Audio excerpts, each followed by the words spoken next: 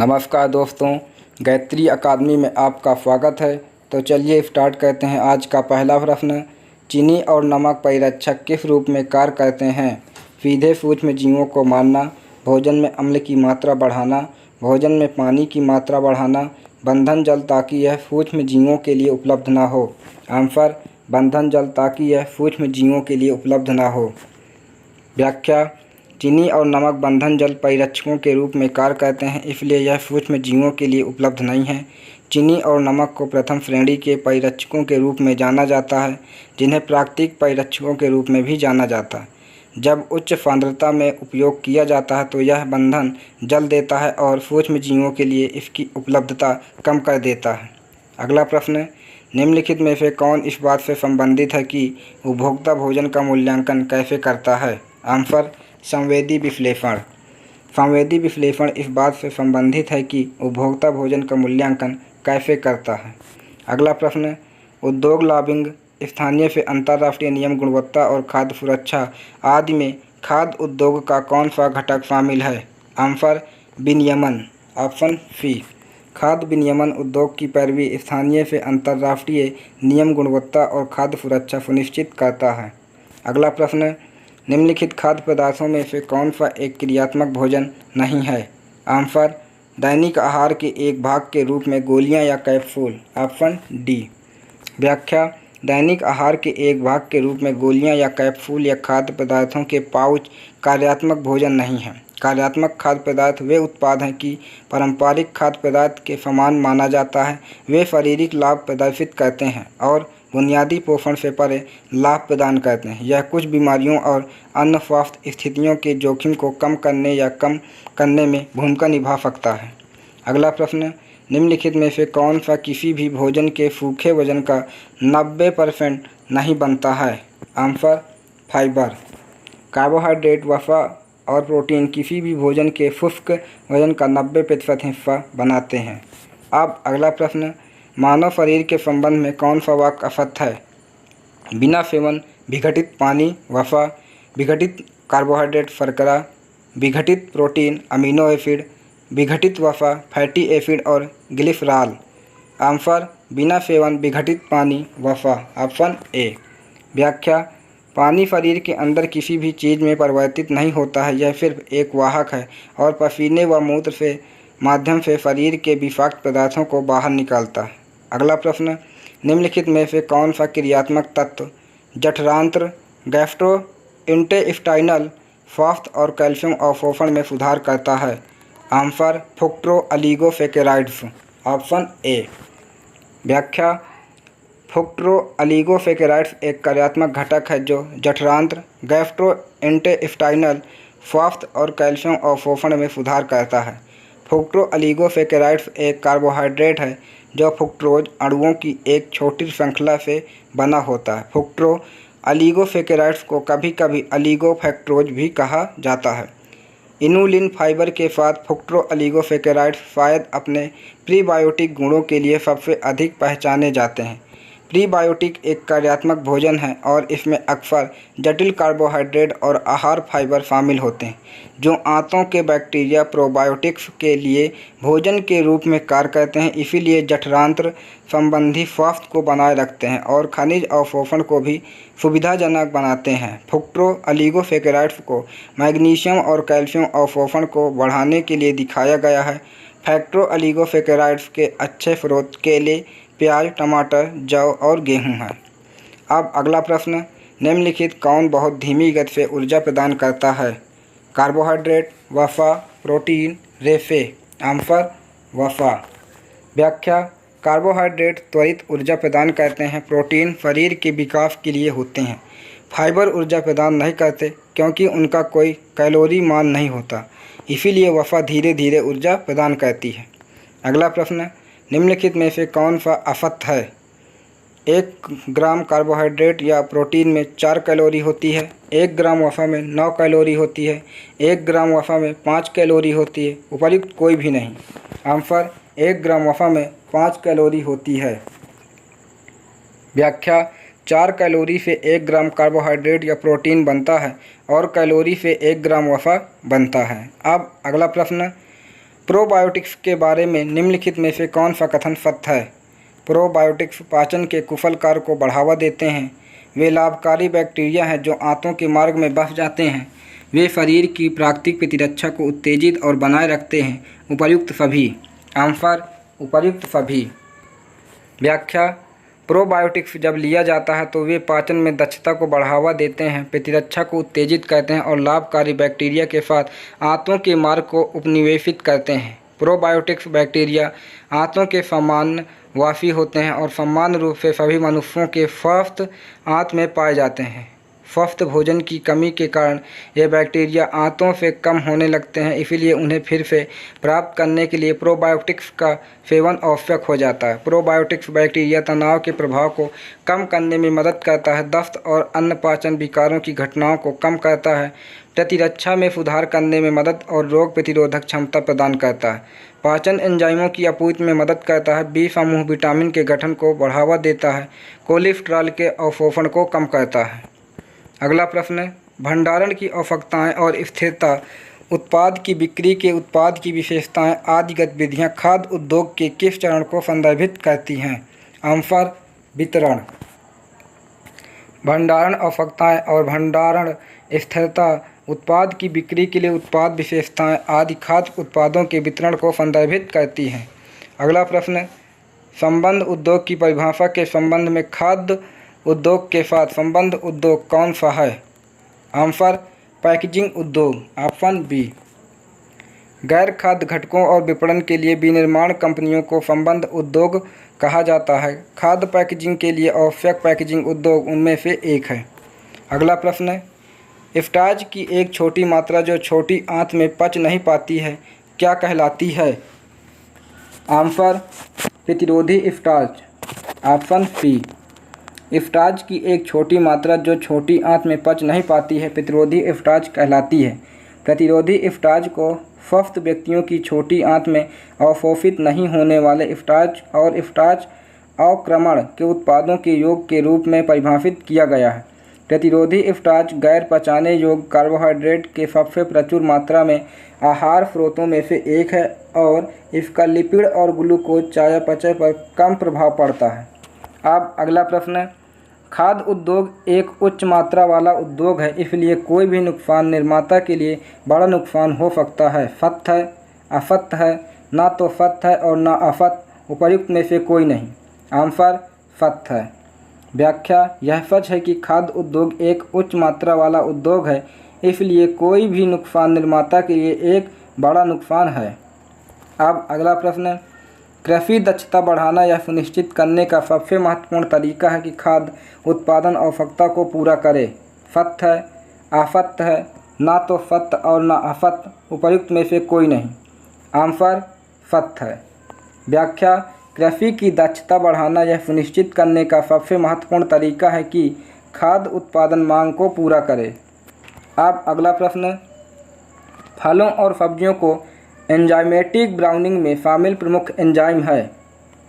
Answer polyphenol oxidase. Option B. सही उत्तर polyphenol oxidase है। एंजाइमेटिक ब्राउनिंग एक रासायनिक प्रक्रिया है जो फलों और सब्जियों में एंजाइम पॉलीफेनोल ऑक्सीडेज द्वारा होती है, जिसके परिणाम स्वरूप भूरे रंग के पिगमेंट बनते हैं। विशेष रूप से ताज़े फलों जूस के भंडारण में एंजाइमेटिक ब्राउनिंग गुणवत्ता के लिए हानिकारक है। पॉलीफेनोल ऑक्सीडेज को PPO और क्लोरोप्लास्टिक के नाम से भी जाना जाता है। अब अगला प्रश्न, भारत में खाद्य प्रसंस्करण सर्वाधिक किस क्षेत्र में केंद्रित है? आंसर असंगठित क्षेत्र। Option B. व्याख्या: भारत में खाद्य प्रसंस्करण सबसे अधिक असंगठित क्षेत्र में केंद्रित है।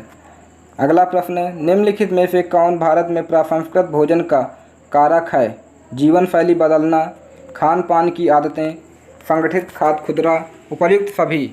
आंसर उपर्युक्त सभी। व्याख्या: बदलती जीवन शैली, खान पान की आदतें और संगठित खाद्य खुदरा बिक्री भारत में प्रसंस्कृत भोजन के लिए सभी कारक हैं। अगला प्रश्न, किसका उपयोग खाद्य पैकेजिंग सामग्री बनाने के लिए किया जाता है? खनिज और विटामिन, प्रोटीन और विटामिन, पानी और प्रोटीन, प्रोटीन और कार्बोहाइड्रेट। आंसर प्रोटीन और कार्बोहाइड्रेट। Option D. व्याख्या। प्रोटीन और कार्बोहाइड्रेट का उपयोग खाद्य पैकेजिंग सामग्री बनाने के लिए किया जाता है। प्रोटीन आधारित सामग्री में ग्लूटेन, जीन, सोया आदि शामिल हैं। कार्बोहाइड्रेट आधारित सामग्री में चीटोसन, सेलुलोज, डेक्सट्रिन, पेक्टिन आदि शामिल हैं। अगला प्रश्न, विकसित देशों में मुख्य कार्बोहाइड्रेट से पफ स्रोतों और चीनी की ओर बदलाव हुआ है। सत्य है, असत्य है, ना तो सत्य है और ना असत्य, उपर्युक्त में से कोई नहीं। आंसर सत्य है। व्याख्या। यह सच है कि विकसित देशों में कार्बोहाइड्रेट प्रधान से पफ स्रोतों और चीनी की ओर बदलाव हुआ है। अब अगला प्रश्न, निम्नलिखित में से कौन खाद्य प्रसंस्करण उद्योग की प्रमुख बाधा नहीं है। आंसर कम मांग। भोजन की मांग अधिशेष है, इसलिए यह कोई बाधा नहीं हो सकती है। अगला प्रश्न, निम्नलिखित में से किस खाद्य पदार्थ का उपयोग प्राकृतिक खाद्य परिरक्षकों के रूप में किया जा सकता है। सिरका, अदरक, सेब और केला, लहसुन, नींबू, चीनी और सिरका, लहसुन, सेब, नमक और इमली, अदरक, लहसुन, केला और इमली। आंसर लहसुन, नींबू, चीनी और सिरका। Option B. लहसुन, नींबू, चीनी और सिरका का उपयोग प्राकृतिक खाद्य परिरक्षकों के रूप में किया जा सकता है। लहसुन, नींबू, चीनी और सिरका खाद्य संरक्षण में अपनी बहुमुखी भूमिकाओं के लिए प्रसिद्ध है। लहसुन की एलिफिन सामग्री नींबूनी बुकाफाइट्रिक एसिड, चीनी की पानी की गतिविधि को कम करने की क्षमता है और सिरके का एसिटिक एसिड माइक्रोबियल विकास के खिलाफ एक दुर्जेय प्रतिरोधक बनाता है। इनका संयुक्त प्रभाव केवल संरक्षण, स्वाद और बनावट को बढ़ाने और खराब होने से बचाने तक ही सीमित नहीं है। अब अगला प्रश्न, निम्नलिखित में से कौन सा असत्य है। बासमती चावल को अंतर्राष्ट्रीय पहचान मिली है।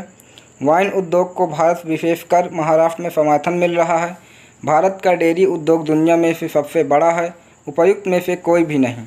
आंसर उपर्युक्त में से कोई भी नहीं। व्याख्या। दिए गए सभी कथन सत्य हैं। भारत को 4 देशों में बासमती के लिए भौगोलिक संकेत टैग और यूके और चीन सहित 7 देशों में बासमती के लिए प्रमाणन चिन्ह मिल चुका है। महाराष्ट्र भारत का 90% वाइन का उत्पादन करता है। वाइन उद्योग को भारत विशेषकर महाराष्ट्र में समर्थन मिल रहा है। दूध के उत्पादन और खपत दोनों में भारत सभी देशों में प्रथम स्थान पर है। निम्नलिखित में से कौन भारत में अनाज प्रसंस्करण के अंतर्गत आता है। तिलहन प्रसंस्करण, गेहूँ प्रसंस्करण, तिलहन और गेहूँ प्रसंस्करण। उपर्युक्त में से कोई भी नहीं। आंसर तिलहन और गेहूँ प्रसंस्करण। Option C. व्याख्या। भारत में तिलहन प्रसंस्करण और गेहूँ प्रसंस्करण दोनों अनाज प्रसंस्करण के अंतर्गत आते हैं। अगला प्रश्न, दूध और दूध उत्पाद आदेश कब अधिनियमित किया गया था। वर्ष 1973, वर्ष 1983, वर्ष 1992, वर्ष 1987।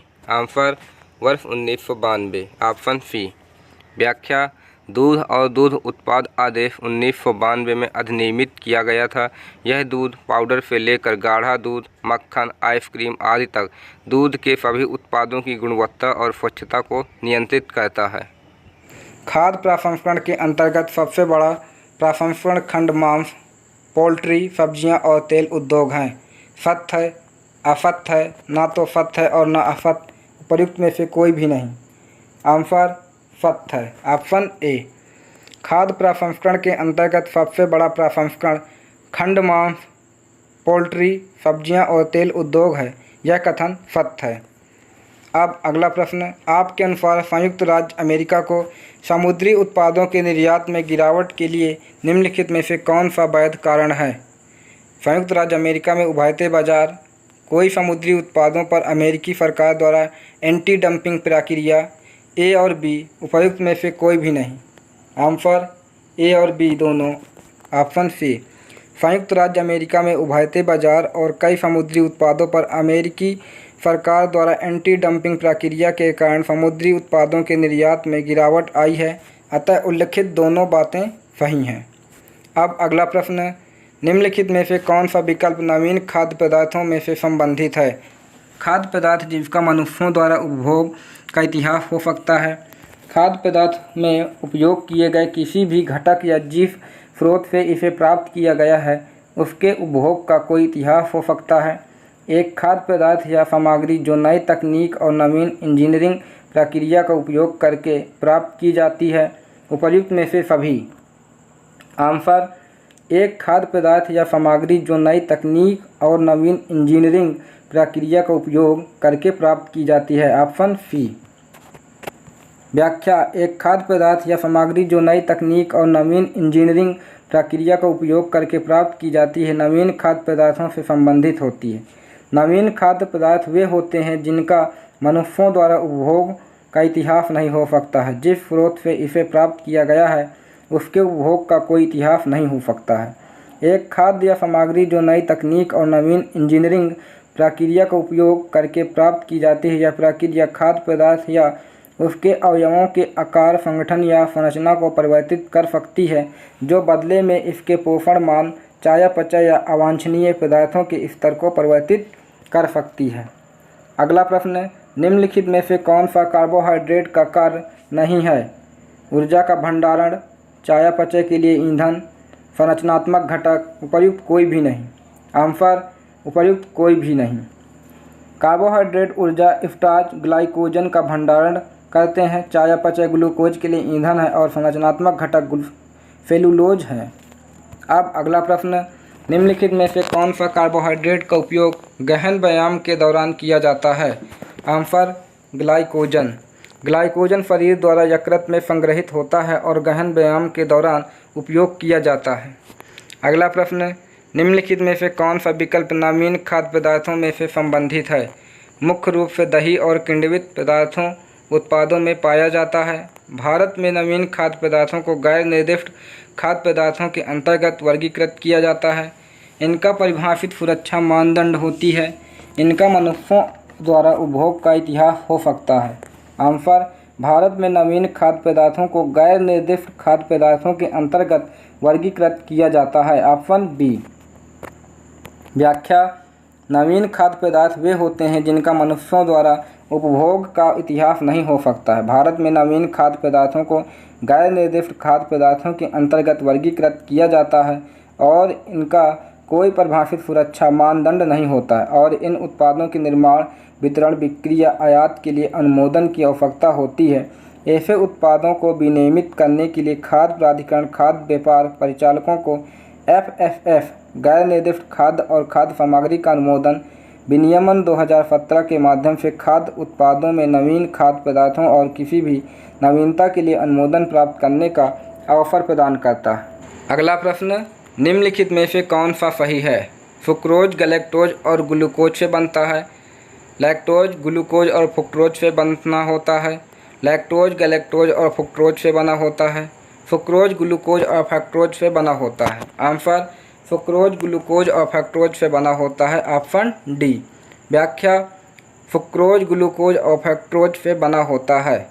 अब अगला प्रश्न, फलों में फ्रुक्टोज होता है जो एक प्राथमिक कार्बोहाइड्रेट है। ये ब्लड शुगर लेवल को बढ़ा देते हैं। अब भी फल खाने की सलाह क्यों दी जाती है? उनका ग्लाइसेमिक इंडेक्स असाधारण रूप से कम होता है। उनमें असाधारण रूप से अत्यधिक ग्लाइसेमिक इंडेक्स होता है। वे द्वितीयक कार्बोहाइड्रेट हैं। उपर्युक्त कोई भी नहीं। आंसर, उनका ग्लाइसेमिक इंडेक्स असाधारण रूप से कम होता है। Option A.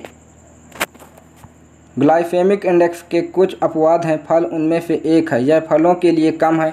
Glycaemic index GI एक पैमाना है जो कार्बोहाइड्रेट युक्त भोजन या पेय को इस आधार पर रैंक करता है कि इसे खाने या पीने के बाद रक्त में ग्लूकोज कितना बढ़ता है। अगला प्रश्न, एफ्लाटॉक्सिन निम्नलिखित में से क्या है? कुछ कवकों द्वारा उत्पादित कैंसर पैदा करने वाला एजेंट प्रतिरक्षा दमन का कारण बनता है। उपर्युक्त में से सभी।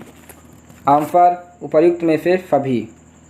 व्याख्या, एफ्लाटॉक्सिन कवकों द्वारा उत्पादित होते हैं, कैंसर पैदा करने वाले कारक होते हैं तथा प्रतिरक्षा दमन का भी कारण बनते हैं।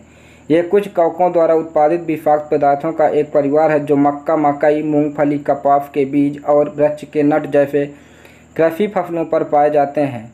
एफ्लाटॉक्सिन उत्पन्न करने वाले मुख्य कवक एस्परगिलस फ्लेवस और एस्परगिलस पैराफिटिकस है जो विश्व के गर्म और आर्द्र क्षेत्रों में प्रचुर मात्रा में पाए जाते हैं। अब अगला प्रश्न, कार्बोहाइड्रेट का ग्लाइसेमिक इंडेक्स क्या है? आंसर, यह दर्शाता है कि कार्बोहाइड्रेट कितनी तेज़ी से रक्त शर्करा के स्तर को बढ़ाता है। Option C.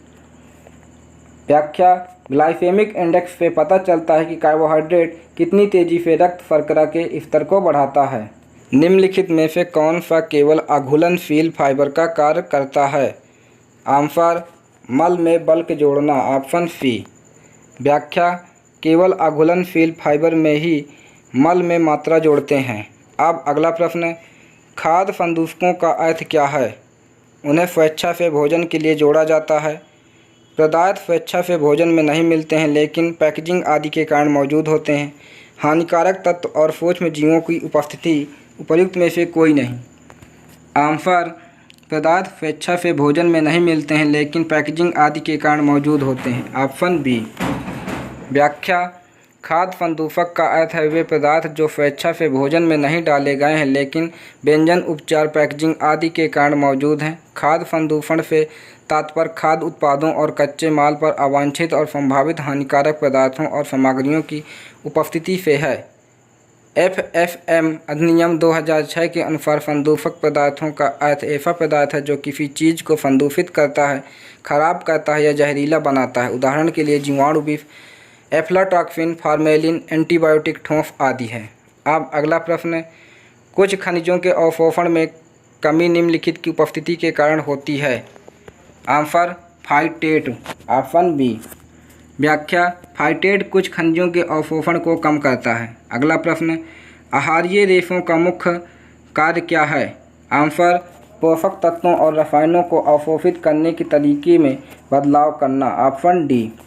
व्याख्या, आहार फाइबर का मुख्य कार्य पोषक तत्वों और रसायनों को अवशोषित करने के तरीके को बदलना है।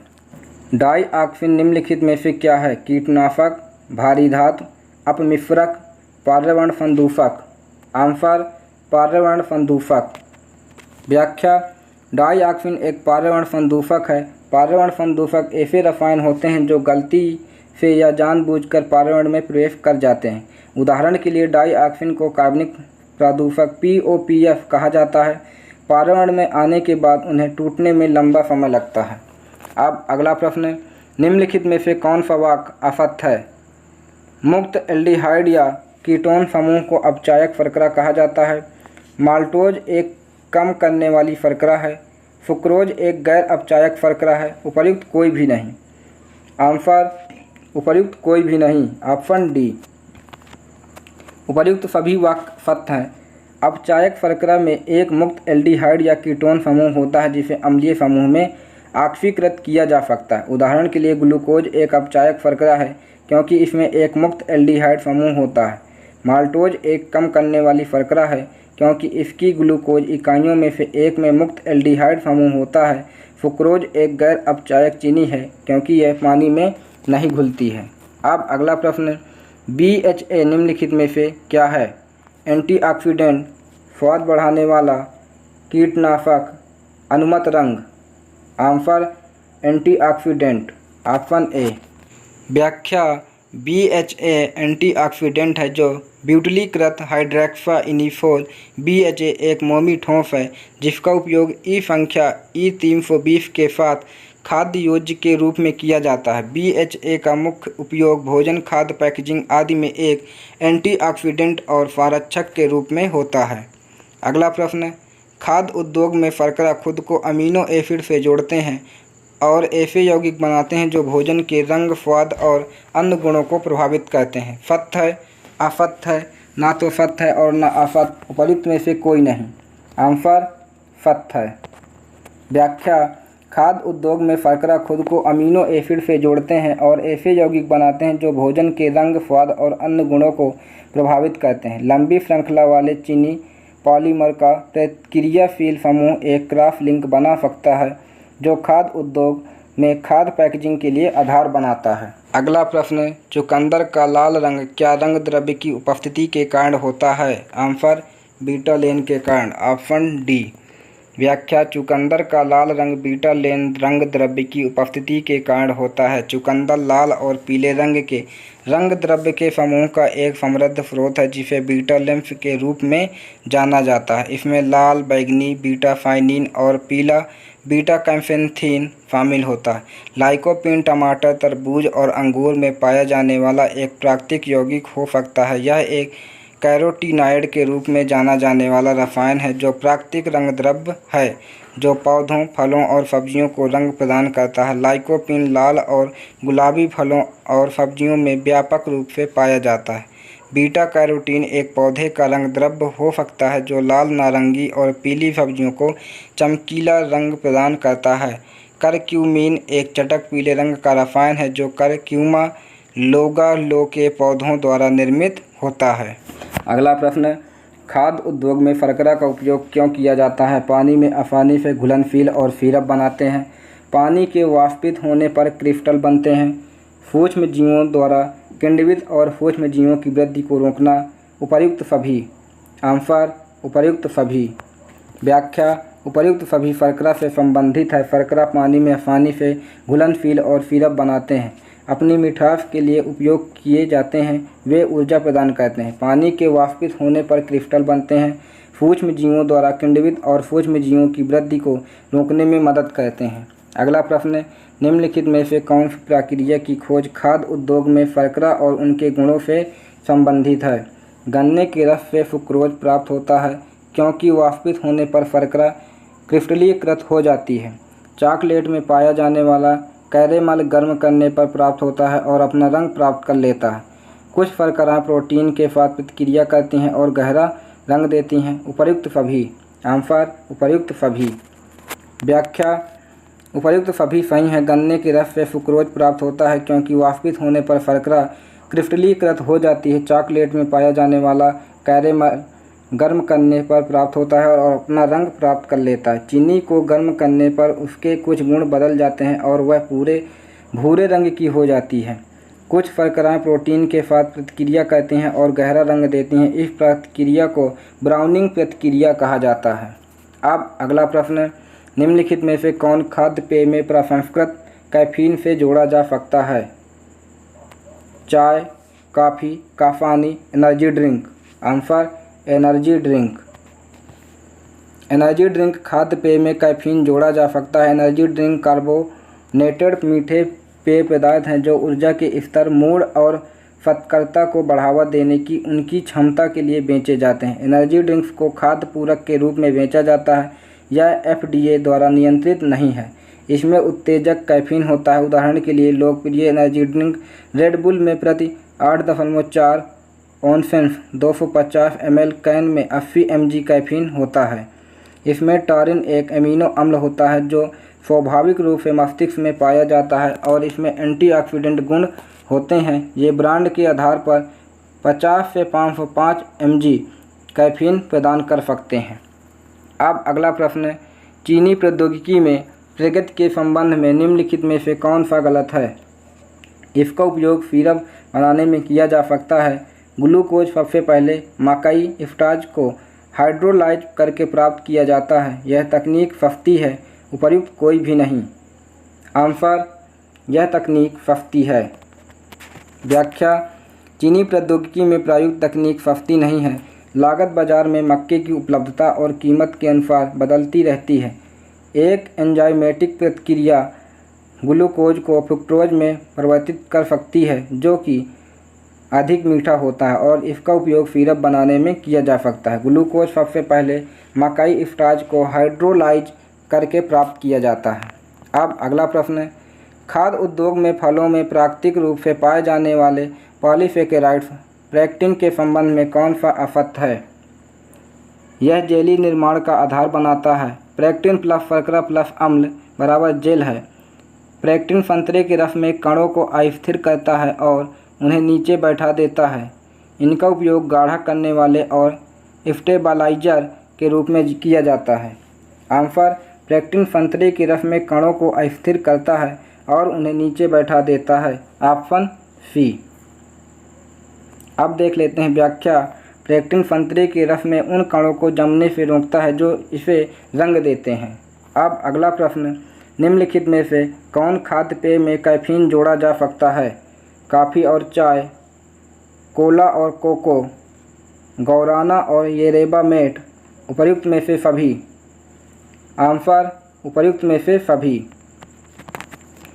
कैफीन उत्तेजक प्रभाव वाला प्राकृतिक रसायन है। यह कॉफ़ी, चाय, कोला, कोको, गौराना, येरेबा, मेड और 60 से अधिक अन्य उत्पादों में पाया जाता है। कैफीन केंद्रीय तंत्रिका तंत्र, हृदय, मांसपेशियों और रक्तचाप को नियंत्रित करने वाले केंद्रों को उत्तेजित करने का कार्य करता है। कॉफ़ी बीन्स में तैयार किया जाने वाला एक पेय है जो कैफीन का एक प्राकृतिक स्रोत है। कॉफ़ी में प्राकृतिक रूप से भिन्न मात्रा में कैफीन होता है जो सर्विंग आकार और उत्पाद ब्रांड पर निर्भर करता है। एक 8 ऑफ 240 ml कॉफ़ी में 100 mg कैफीन होता है।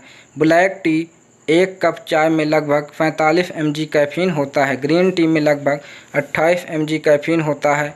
डीकेफिनेटेड चाय में 2 mg होता है और हर्बल चाय में बिल्कुल नहीं होता। मांस खाद्य उत्पाद आदेश कब लागू किया गया था? आंसर वर्ष 1973 में। व्याख्या मांस खाद्य उत्पाद आदेश वर्ष 1973 में अधिनियमित किया गया था। यह सभी मांस, मुर्गी, मछली उत्पादों के पाउडर से लेकर खाने के लिए तैयार खाद्य पदार्थों तक लाइसेंसिंग और लेबलिंग को नियंत्रित करता है। आवश्यक फैटी एसिड EFAF के बारे में निम्नलिखित में से कौन सा सत्य है? EFA को विटामिन F भी कहा जाता है। EFA को शरीर द्वारा संश्लेषित किया जा सकता है। EFA को शरीर द्वारा संश्लेषित नहीं किया जा सकता है। ओमेगा 3 और ओमेगा 6 EFA के 2 परिवार हैं। आंसर EFA को शरीर द्वारा संश्लेषित किया जा सकता है, ऑप्शन बी।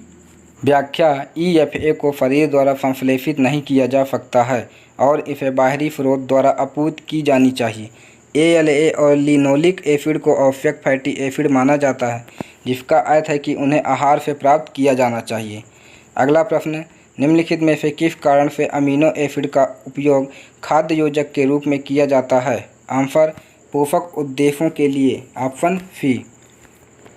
अमीनो एसिड का उपयोग पोषक उद्देश्यों के लिए खाद्य योजक के रूप में किया जाता है। एक खाद्य योजक एक पदार्थ है जो खाद्य पदार्थों में मिलाया जाता है और एक प्रमुख घटक के बिना खाद्य पदार्थों के उत्पादन, प्रसंस्करण, पैकेजिंग और भंडारण में शामिल होता है। एक प्रोटीन का जैविक मान आवश्यक अमीनो एसिड की पूर्ण सामग्री द्वारा आवश्यक अमीनो एसिड के सापेक्ष अनुपात द्वारा उनके अनुपात से अनावश्यक अमीनो एसिड और कारकों जैसे पाचन शक्ति और उपलब्धता द्वारा निर्धारित किया जाता है। एक योजक के रूप में अमीनो एसिड के उपयोग का सबसे अच्छा उदाहरण L-लाइसिन और L-थ्रेओनीन के साथ चावल का शुद्धिकरण, L-लाइसिन के साथ ब्रेड का पूरक और मेथियोनीन के साथ सोया और मूंगफली प्रोटीन का शुद्धिकरण है। अब अगला प्रश्न, ओमेगा 3 18:4 का अर्थ है कि श्रृंखला में 18 कार्बन है, जिनमें से 3 दोहरे बंधन है और पहला दोहरा बंधन चौथे स्थान पर है। सत्य है, असत्य है, ना तो सत्य है और ना असत्य, उपर्युक्त में से कोई नहीं। आंसर असत्य है। व्याख्या ओमेगा 3 18:4 का अर्थ है कि श्रृंखला में 4 दोहरे बंधन वाले 18 कार्बन हैं और पहला दोहरा बंधन तीसरे स्थान पर है। ओमेगा 3 एक फैटी एसिड है। यह मुख्यतः 3 प्रकार का होता है, जिनमें ALA alpha linolenic acid omega पौधों में पाया जाता है, जबकि DHA डोकोफा हेक्सोनोइक एसिड और EPA डोकोफा पैंटोनोइक एसिड ओमेगा पशु खाद्य पदार्थों में होता है। यह शरीर के लिए बहुत ही उपयोगी पोषक तत्व है, जिसकी पर्याप्त मात्रा से शरीर स्वस्थ बना रहता है। अब अगला प्रश्न, निम्नलिखित में से कौन सा सत्य है? प्राकृतिक रूप से पाए जाने वाले वसा प्रकृति में ट्रांस होते हैं। ट्रांस वसा मानव शरीर के लिए आवश्यक है। LC-PUFA लंबी श्रृंखला वाले पॉलीसंतृप्त फैटी एसिड के लिए है। FCPUFA लंबी श्रृंखला वाले पॉलीअसंतृप्त फैटी एसिड के लिए है।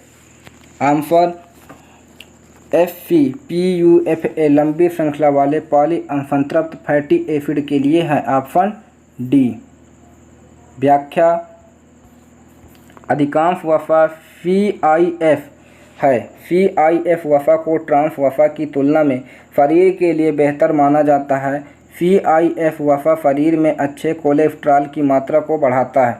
ट्रांस वसा धमनियों को अवरुद्ध कर सकता है और खराब कोलेस्ट्रॉल के स्तर को बढ़ा सकता है। LC-PUFA में PU का मतलब पॉलीअनसैचुरेटेड है। ट्रांस वफ़ा का उत्पादन औद्योगिक रूप से किसी भी तरल तेल के आंशिक हाइड्रोजनीकरण द्वारा किया जाता है, ज़्यादातर मामलों में वनस्पति तेल, लेकिन यह जुगाली करने वाले जानवरों के मांस और डेयरी उत्पादों में भी स्वाभाविक रूप से होता है। स्वस्थ आहार के लिए ट्रांस वफ़ा का अनुशंसित सेवन कुल ऊर्जा का 1% से कम है।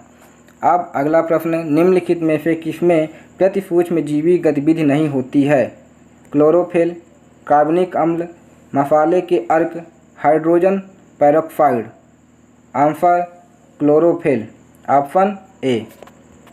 व्याख्या, क्लोरोफिल में रोगाणुरोधी गतिविधि नहीं होती है। कार्बनिक अम्ल, मसाले के अर्क और हाइड्रोजन पेरोक्साइड में रोगाणुरोधी गतिविधि होती है। क्लोरोफिल पौधों में पाया जाने वाला एक हरा रंग द्रव्य हो सकता है। खाद्य स्रोतों में हरी पत्तेदार सब्जियां, व्हीट ग्रास, हरी चाय, आलू और कुछ शैवाल और जड़ी बूटियां शामिल हैं। क्लोरोफिल प्रकाश संश्लेषण का एक महत्वपूर्ण तत्व है, जिसमें पौधे चयापचय, विकास और प्रजनन प्रक्रियाओं के लिए अपनी ऊर्जा प्राप्त करते हैं। अगला प्रश्न, निम्नलिखित में से कौन मांस से मौजूद ट्रांस फैट का वर्ग है? Answer vaccenic acid, option B. मांस में मौजूद ट्रांस फैट का वर्ग वैकेनिक एसिड है।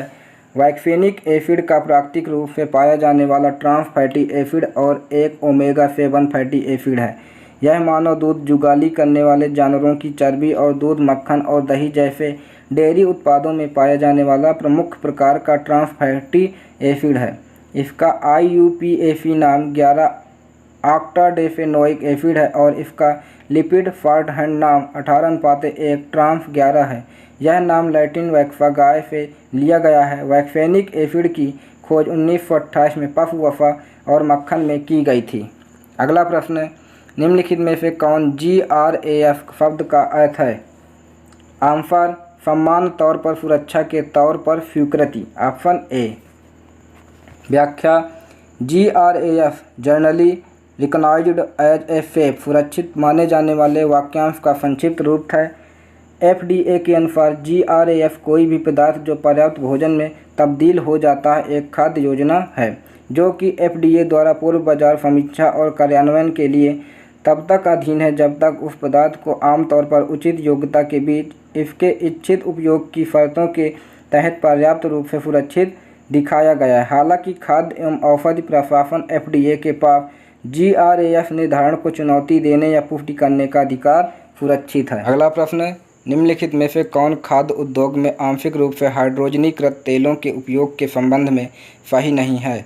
लंबी शेल्फ लाइफ, कम प्रशीतन की आवश्यकता, सस्ता होना, स्वास्थ्यकर होना। आंसर स्वास्थ्यकर होना, ऑप्शन डी।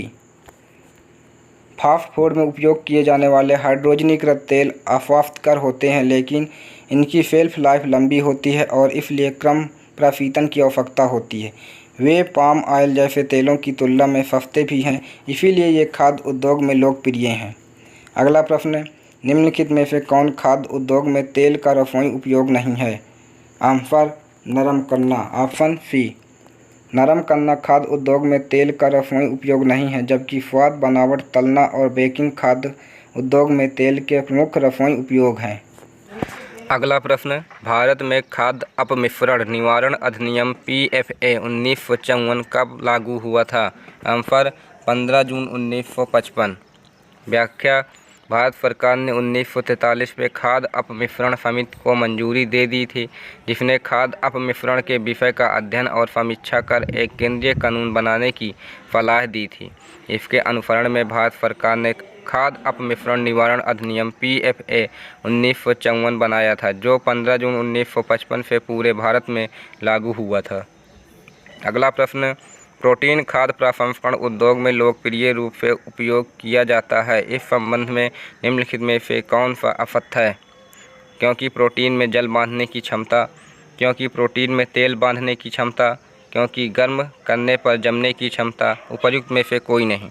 आंसर उपर्युक्त में से कोई नहीं। व्याख्या लोकप्रिय रूप से प्रोटीन का एक उपयोग खाद्य प्रसंस्करण उद्योग में उनकी जल बंधन क्षमता और गर्म करने पर जमने की क्षमता के कारण किया जाता है।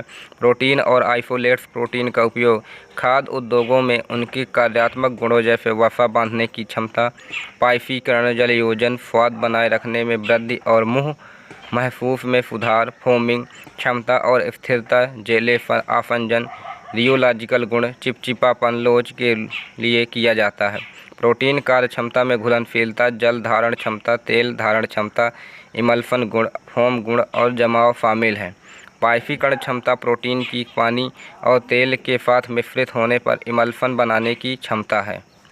अब अगला प्रश्न, निम्नलिखित में से कौन सा वाक्य सही है? पशु स्रोत उच्च गुणवत्ता वाले प्रोटीन हैं। पशु स्रोत निम्न गुणवत्ता वाले प्रोटीन हैं। पादप स्रोत उच्च गुणवत्ता वाले प्रोटीन हैं। उपर्युक्त में से कोई नहीं। आंसर पशु स्रोत उच्च गुणवत्ता वाले प्रोटीन है, ऑप्शन ए। व्याख्या पशु स्रोत उच्च गुणवत्ता वाले प्रोटीन है मांस, मुर्गी पालन, मछली और समुद्री भोजन में पाए जाने वाले पशु प्रोटीन उत्कृष्ट उच्च गुणवत्ता वाले प्रोटीन विटामिन B12 और खनिज लोहा और जस्ता प्रदान करते हैं। 4 of beef steak, chicken breast या पोर्क चाप में लगभग 30 ग्राम प्रोटीन होता है। अगला प्रश्न, फूड़ान रंजक अपमिश्रक के रूप में निम्नलिखित में से किस में पाए जाते हैं? आंसर तीखी हरी शिमला मिर्च, ऑप्शन ए। व्याख्या तीखी हरी शिमला मिर्च में फूड़ान रंजक अपमिश्रक के रूप में पाए जाते हैं। तीखी हरी शिमला मिर्च मिर्ची की मसालेदार किस्मों से बनाई जाती है जो तीखेपन से युक्त होती है। फूड़ान रंजक लाल सिंथेटिक एजो रंजक है जिन्हें यूरोपीय संघ और संयुक्त राज्य में खाद्य पदार्थों में अनुमति नहीं है। इन रंजक को संभावित कार्सिनोजेनिक और जीनोटॉक्सिन माना जाता है। फूड़ान रंजक प्रायः अपमिश्रक के रूप में चमकदार रंग बिरंगी लाल और नारंगी मिर्च जैसे मिर्च पाउडर, करी और लाल शिमला मिर्च में जाते हैं। अगला प्रश्न, एक व्यक्ति कुछ फलियों और अखरोट खाता है और कुछ दिनों में वह नाश्ते के रूप में अनाज और मेवों के साथ अंडा खाता है। पहला पौधे के स्रोत है और दूसरा पौधे और पशु स्रोतों का मिश्रण है। क्या दोनों सेट उच्च गुणवत्ता वाले प्रोटीन हैं? सत्य है, असत्य है, ना तो सत्य और ना असत्य। उपर्युक्त में से कोई नहीं। आंसर सत्य है, ऑप्शन ए। व्याख्या हाँ, दोनों सेट उच्च गुणवत्ता वाले प्रोटीन है। या तो बड़ी मात्रा में पौधे के स्रोत या अधिक मात्रा में पौधे के स्रोतों के साथ पशु स्रोतों का एक छोटा सा हिस्सा उच्च गुणवत्ता वाले प्रोटीन के रूप में काम करता है। इसीलिए दोनों ही आहार स्वास्थ्यवर्धक हैं, अतः कथन सत्य है। अगला प्रश्न, प्रोटीन के संबंध में निम्नलिखित में से कौन सा वाक्य असत्य है? लाइसिन एक आवश्यक अमीनो एसिड है। प्रोटीन कई निर्माण खंडों से बने होते हैं जिन्हें अमीनो एसिड के रूप में जाना जाता है। प्रोटीन भोजन में ऑक्सीजन का प्रमुख स्रोत है। हमें प्रतिदिन जिस प्रोटीन की आवश्यकता होती है उसमें 20 अमीनो एसिड होते हैं। आंसर प्रोटीन भोजन में ऑक्सीजन का प्रमुख स्रोत है, ऑप्शन सी। व्याख्या प्रोटीन भोजन में नाइट्रोजन का प्रमुख स्रोत है। जैविक मूल्य वीवी मानता है कि प्रोटीन नाइट्रोजन का एकमात्र स्रोत है। अमीनो एसिड कार्बनिक यौगिक होते हैं जिनमें अमीनो और कार्बोक्जिलिक एसिड दोनों कार्यात्मक समूह होते हैं। शरीर को सही ढंग से कार्य करने के लिए 20 अमीनो एसिड की आवश्यकता होती है। लाइसिन एक आवश्यक अमीनो एसिड है। यह मानव स्वास्थ्य के लिए आवश्यक है लेकिन शरीर इसे नहीं बना सकता है। प्रोटीन कई निर्माण खंडों से बने होते हैं जिन्हें अमीनो एसिड के रूप में जाना जाता है। अगला प्रश्न, निम्नलिखित में से कौन सा प्राकृतिक रंग नहीं है? Answer sunset yellow FCF, option C. व्याख्या सनसेट येलो FCF प्राकृतिक रंग नहीं है। सनसेट येलो FCF एक सिंथेटिक कलरेंट है जिसकी ई संख्या E110 है।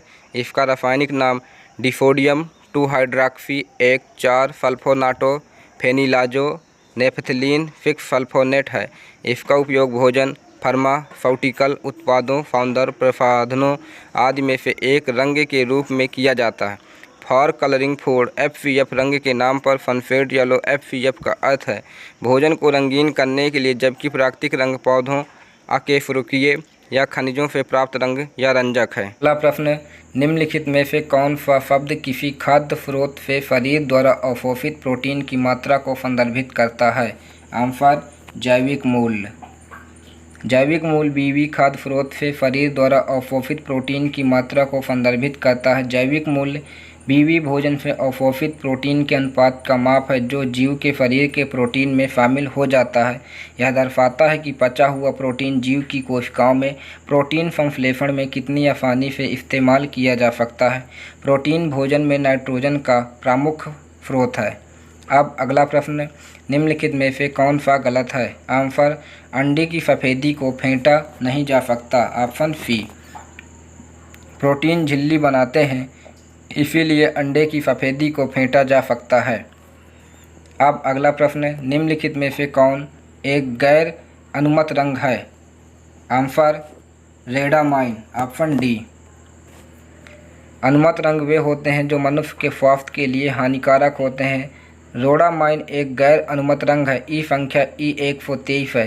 रोडामाइन को एक प्रतिबंधित डाई के रूप में जाना जाता है जो स्वास्थ्य के लिए हानिकारक है क्योंकि इसके कारण कार्सिनोजेन प्रजनन वृद्धि विषाक्तता है। इसका उपयोग मिठाइयों और हलवाई की दुकान में भोजन में मिलावट के लिए किया जाता है। त्योहारों के दौरान एकत्र की गई मिठाइयों और मिष्ठान के नमूनों के विश्लेषण से पता चला है कि रोडामाइन जैसे गैर अनुमत रंगों का व्यापक उपयोग 10 से 95 ppm पर होता है। अब अगला प्रश्न, निम्नलिखित में से कौन सा सत्य है? विटामिन अकार्बनिक तत्व है जबकि खनिज कार्बनिक तत्व है। वसा में घुलनशील विटामिन में हाइपरविटामिनोसिस होने की प्रवृत्ति अधिक होती है। वसा में घुलनशील विटामिन आंत्र पथ में लिपिड द्वारा अवशोषित होते हैं। बी और सी पानी में घुलनशील विटामिन है। आंसर, विटामिन अकार्बनिक तत्व है जबकि खनिज कार्बनिक तत्व है। Option A.